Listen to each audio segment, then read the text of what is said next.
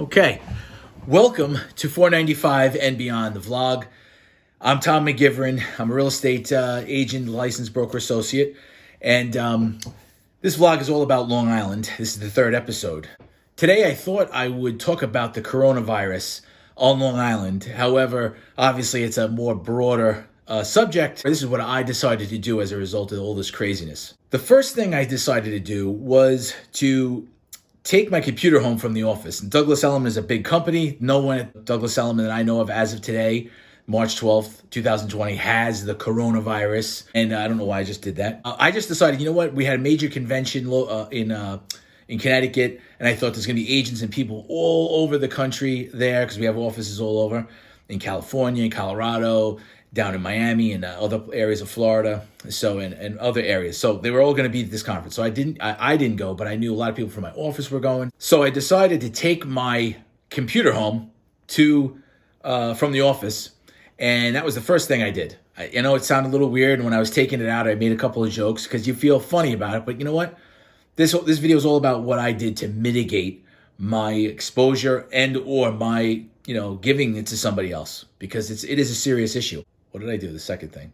So the second thing I did was I went and decided not to send my son to school. No one in his school district has the coronavirus to date. There were no news about it. But the day after I took him out, which was 2 days ago, I decided, I'm just going to keep him home for a couple of days just to see how this thing goes. And this will be his third day out of the school. The next day, after I decided to take him out that first day, there was a Brookhaven man, all right, on Riverhead Local and News 12. All they said was a Brookhaven man. I don't know if that's Brookhaven Hamlet, which is just east of Bellport Village in Bellport, or is it a Brookhaven man like, the town of Brookhaven, which is huge. So I don't know. Anyways, so I thought that was ironic. But I was just doing it to say, hey, you know what? It's hard to control children's, my son's only 7, so it's hard to control their, interaction between each other. No matter how many times you tell your child to, hey, wash your hands, just be vigilant before you eat, stuff like that. You just don't know what everybody else is doing. And then at the end of the day, they may decide not to wash their hands. So I don't know. I said, you know what? I'm going to take them out.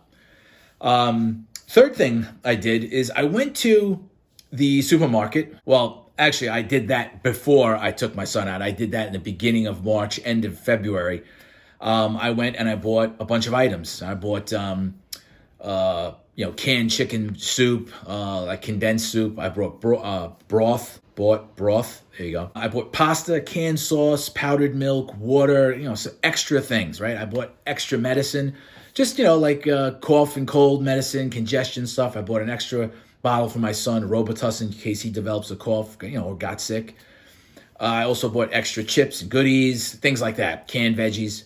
When I did this, I didn't do it all in one day. I did it over a couple of different, days or about a week. And I went to different stores. I didn't go in and just stick my hand behind all the canned goods and push them into my bin. I didn't do that. Why did I do that? I did it because I wanted to beat the crowds that may spike, right, as this thing maybe gets a little worse, right? President was on last night, talked about he's making some major decisions about, this and that and other things. I was hoping he would extend the tax, filing date, but that would be great to postpone it indefinitely. Anyways, so I did it to limit my exposure to other people, and also just in case there's for some reason I got it, I wouldn't get somebody else sick by coughing in my hand inadvertently, or coughing or sneezing or something like that, and touching something, then they touch it, right? I'm mitigating my personal contact with people that I don't know. Made sense to me. And I didn't change my lifestyle. It wasn't like I'm burrowed in here. I'm here now because it's, like 8 o'clock in the morning. I'm deciding, hey, I'm going to do this vlog because I'm not going to the office. And so I'm here. So I want to say a couple of things about this coronavirus as I understand it. And I'm no expert. People will say the flu kills more people. I'm not going to get into the arguments about what is worse or anything else like that. All I know is that the coronavirus is accelerating right now. And it is it's playing a major role in our lives as we look on the news. You turn it on, you turn on your computer, it's the first thing that pops up. and also how it can be more dangerous to people who are elderly or have underlying, health concerns. I don't want to talk about death rates and all these things, but there is a much increased possibility that someone with an elderly person or someone with an underlying health condition, if you're around them, or if I was to be around them or around you, and then you went home and we're around them, it has some serious ramifications. So I said, you know what, that's all I'm gonna say about the coronavirus as it pertains to this video. Now, this vlog, some people are gonna make comments on social media. I've put some stuff out there just to my friends on Facebook and things, not too much public stuff. But expressing, hey, what are you guys doing? What do you think we should all do? And I think people got the wrong impression, like I'm trying to, like I'm freaking out about this. I may be overreacting a little bit, but you know what? I know this. I'm not being manipulated by, the mass media. If you knew me personally, you know that I don't watch any TV, and I very rarely watch the news, the quote unquote news. There I can use that, the news. I don't engage in political tit for tats that are media driven for the controversy of the day. I never get involved in any of that stuff. So this has nothing to do with that. This is simply, hey, what is this guy doing on Long Island that is, my decision only. And I wanted to share it with you on this vlog. If you are watching this, I don't want you to think, if you're a friend of mine, you're going to freak out and be like, oh my God, you're a crazy man. If you think that, whatever, who knows? I might get the flu. I still might get the coronavirus. I have to go out and do things, right? I have to live my life. I'm not going to completely shut down. I'm not in a bunker like one of my friends was joking to me. I'm curbing my behaviors. That's all I'm doing. I'm avoiding trouble or situations where I may get sick or catch this, or if I have it, give it to somebody else. That's all I'm doing. So to complete this video, and I would suggest that everyone should kind of like start to do this more and more over the next 2 to 4 weeks, right? All the way through March. I play in a bagpipe band, the Rojandu pipe band. If you go to rdpb.com, you'll get to see us in some videos and some pictures.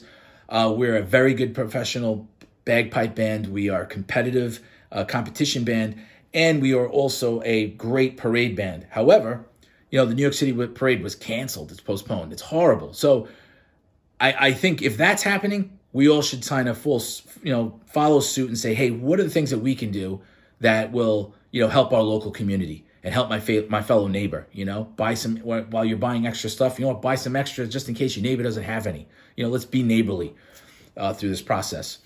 For real estate, I would say that my number one recommendation, if your real estate agent is not, privy to this situation, if they're not discussing it, I think you should bring it up. And the number one thing I would say is do not do any open houses.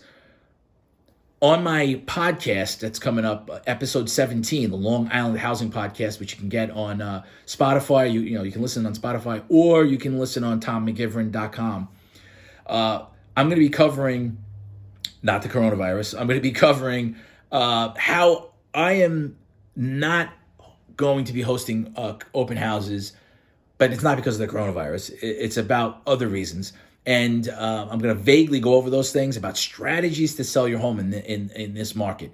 It's a tight market. There are not a lot of houses out there. It's kind of like a housing crisis, so to speak, for buyers and for sellers, because they can't find anything to buy. It's very difficult, very competitive market. That said, as it pertains to this vlog, coronavirus is out there, flu, everything else. Why are you doing open houses? You're letting 50 strangers, if your house is priced really below market, which is another strategy that I don't entirely recommend as severe or as much as most real estate agents do. And you underprice your house, and then you have like 50, 60, and 70, 80 people in your house, and you have maybe one agent covering it, and people are all over the place. I wouldn't do open houses now.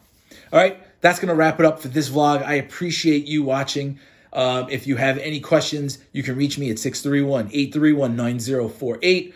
Also, visit linktr.ee/Tom McGiveron for all of our social platforms. And you can also find this podcast and share it there on Spotify. Thanks for watching. Have a great day. Stay safe.